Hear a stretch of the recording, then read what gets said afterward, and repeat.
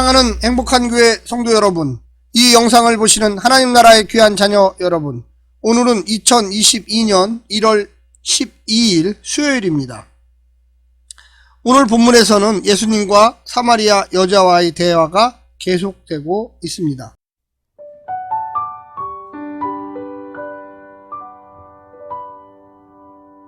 여자가 이르되 주여 그런 물을 내게 주사 목마르지도 않고 또 여기 물 기르러 오지도 않게 하옵소서. 이르시되 가서 내 남편을 불러오라. 여자가 대답하여 이르되 나는 남편이 없나이다. 예수께서 이르시되 내가 남편이 없다 하는 말이 옳도다. 너에게 남편 5이 있었고 지금 있는 자도 내 남편이 아니니 내 말이 참되도다. 여자가 이르되 주여 내가 보니 선지자로소이다. 우리 조상들은 이 산에서 예배하였는데 당신들의 말은 예배할 곳이 예루살렘에 있다 하더이다. 예수께서 이르시되 여자여 내 말을 믿으라. 이 산에서도 말고 예루살렘에서도 말고 너희가 아버지께 예배할 때가 이르리라. 너희는 알지 못하는 것을 예배하고 우리는 아는 것을 예배하노니 이는 구원이 유대인에게서 남이라. 아버지께 참되게 예배하는 자들은 영과 진리로 예배할 때가 오나니 곧 이때라. 아버지께서는 자기에게 이렇게 예배하는 자들을 찾으시느니라. 하나님은 영이시니 예배하는 자가 영과 진리로 예배할지니라. 여자가 이르되 메시아 곧 그리스도라 하는 이가 오실 줄을 내가 아노니 그가 오시면 모든 것을 우리에게 알려주시리이다. 예수께서 이르시되 내게 말하는 내가 그라 하시니라.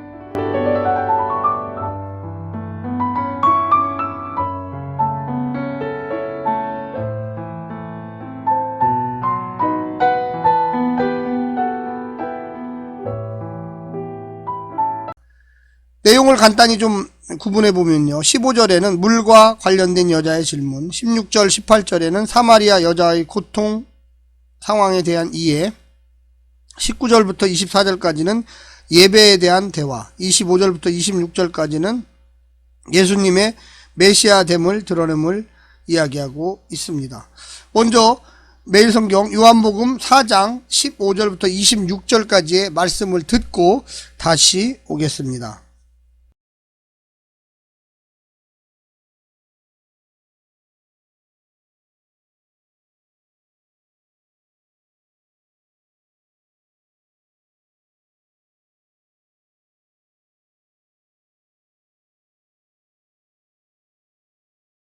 (15절부터) (18절까지는) 여인의 배경에 대해서 이야기합니다. 사마리아 여인은 생수를 예수님께 달라고 했는데 예수님은 (16절에) 가서 내 남편을 불러오너라 하고 말하고 있습니다. 이 무슨 상황입니까? 꼭 이렇게까지 처참한 상황을 여인에게 만들어야만 할까요? 무명 사마리아 여인의 심장을 파는 행동으로밖에 보이지 않습니다. 그런데 모든 세상의 이치가 그렇듯 상처를 분명하게 드러내야 제대로 된 치료를 받을 수 있습니다. 예수님은 치료자이십니다. 예수님은 완전하게 새롭게 하시기를 원합니다. 대충 넘어가는 대답을 하시기를 원하지 않습니다. 오늘날도 비슷합니다. 교회 안에서 수년을 교회를 다니지만, 그래서 예수를 믿는다고 하지만 아직도 자신의 부끄러움을 예수 안에, 교회 공동체 안에 내어놓지 못합니다. 특별히 한국교회는 더욱 그런 것 같습니다. 교회 공동체란 과연 무엇입니까?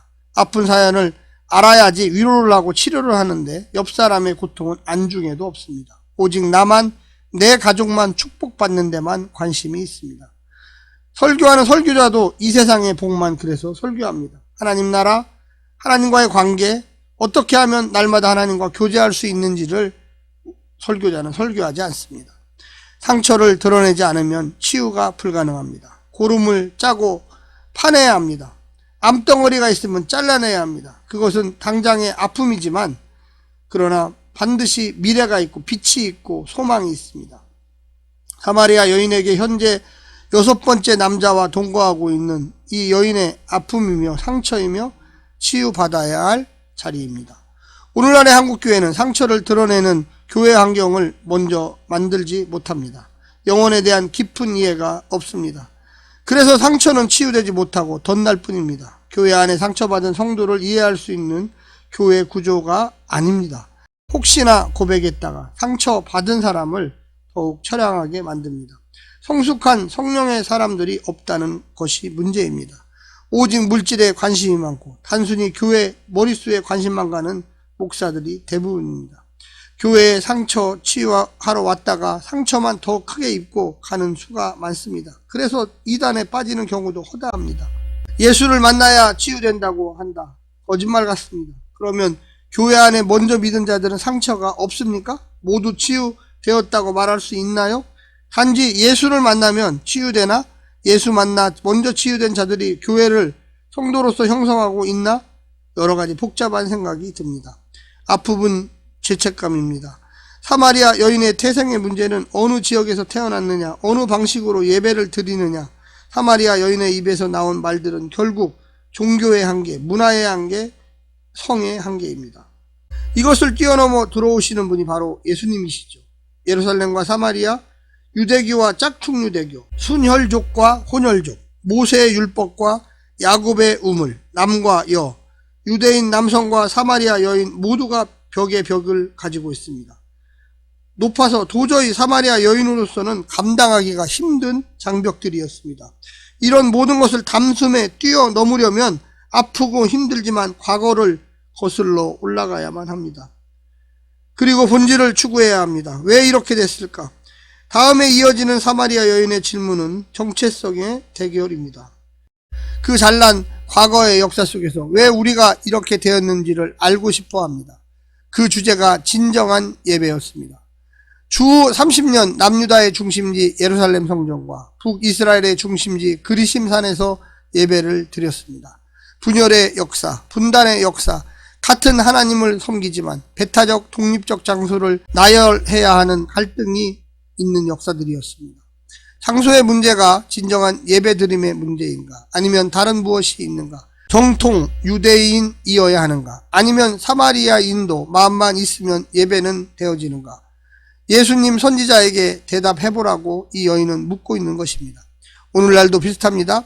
하나님이 받으시는 예배의 조건은 교회 건물이 크게 한 동 있는 것도 아니며 수십 명의 성가대가 있어야 예배가 되어진다고 사람들은 생각하는 경우가 많습니다. 최소한 성도들을 인도할 목사라면 외국물을 먹었거나 박사학위 정도는 있어야지 생각하는 성도들도 많습니다. 국제화 시대에 한국에서 태어나 한국에서 자란 초, 중고 자녀들을 영어 예배에 참석시키려면 영어 예배 인도자나 혹은 설교자 정도는 있어야 예배라고 생각하는 그리스도인들도 있다라는 것입니다. 오늘날의 교회는 이곳에서 질문하는 사마리아 여인보다 더 많은 것을 교회나 예배의 표시라고 생각합니다. 예수님의 대답을 들어봅시다. 예수님은 진정한 예배를 무엇이라고 이야기했습니까? 23절에 보면 참되게 예배를 드리는 사람들이 영과 진리로 아버지께 예배를 드릴 때가 온다 이야기합니다. 여기에서 영과 진리로 예배를 드려야 한다. 외형이 아니라는 것이죠. 내면의 삶이 있어야 합니다. 하나님의 영과 하나 되는 예배가 참된 예배입니다. 성령은 진리의 영이십니다. 정의의 영이십니다. 진리는 분명하고 명확해야 합니다. 진리 대신 예수님의 모습은 십자가에서 나타났습니다. 예수님은 사마리아 여인의 고통을 십자가에서 지셨습니다. 예수님은 사마리아 여인 평생의 한 맺힌 질문, 민족적 아픔의 질문, 그로 인한 개인의 아픔의 질문까지 모두 짊어지신 분이었습니다. 25절에 보면 여자가 예수께 말했습니다. 나는 그리스도라고 하는 메시아가 오실 것을 압니다. 그가 오시면 우리에게 모든 것을 알려주실 것입니다. 사마리아 여인의 소원이 이곳에 있습니다. 메시아는 나의 마음을 알고 있습니다. 그는 나의 상처받은 마음을 알고 있습니다. 의지할 곳 없는 외로움을 알고 있습니다. 내가 원해서 사마리아인이 된 것이 아니며 내가 원해서 남자와 살았던 것이 아닙니다. 내가 원해서 되어진 인생이 아니죠. 나를 이곳에서 풀어줄 메시아가 오면 나는 해방될 것이라는 확신을 가지고 살고 있습니다. 여인의 답답한 마음을 풀어줄 메시아여 빨리 오시옵소서. 26절 예수님의 대답, 너에게 말하고 있는 내가 그다. 분명합니다. 예수님은 정확하게 직진적으로 이야기하고 있습니다. 예수님은 내가 그렇게 너 사마리아 여인이 기다리는 예수님이다. 메시아다. 너의 마음을 알고 너의 삶을 알고 너의 고통과 고난에서 눈물을 씻겨줄 그 사람이 바로 나다라고 확신을 주며 이야기하고 있습니다. 오늘날 예수님을 중심으로 모인 교회 공동체는 교회 지체 가운데 아픈 사람들의 호소를 들어주어야만 합니다. 눈물이 펑펑 나도록 그들의 아픔을 공감하며 상처를 어루만지며 교회 공동체가 성령 공동체가 되어 가난한 자, 병든 자, 나약한 자, 위로가 필요한 자, 육체적 질병으로 신음하는 자, 실업자, 이혼자, 낙심자, 이방인을 초청하고 예수님을 만나게 하여 교회 신앙가족이 되어 천국 부문을 나누어야만 되겠습니다. 사랑하는 성도 여러분, 오늘도 힘내시고 용기 내십시오. 예수님은 차별 없이 누구에게든지 소망자요, 구원을 주시는 자요, 영생을 주시는 자요, 하나님 나라까지 인도하시는 분이십니다. 오늘 하루도 승리하십시오. 샬롬.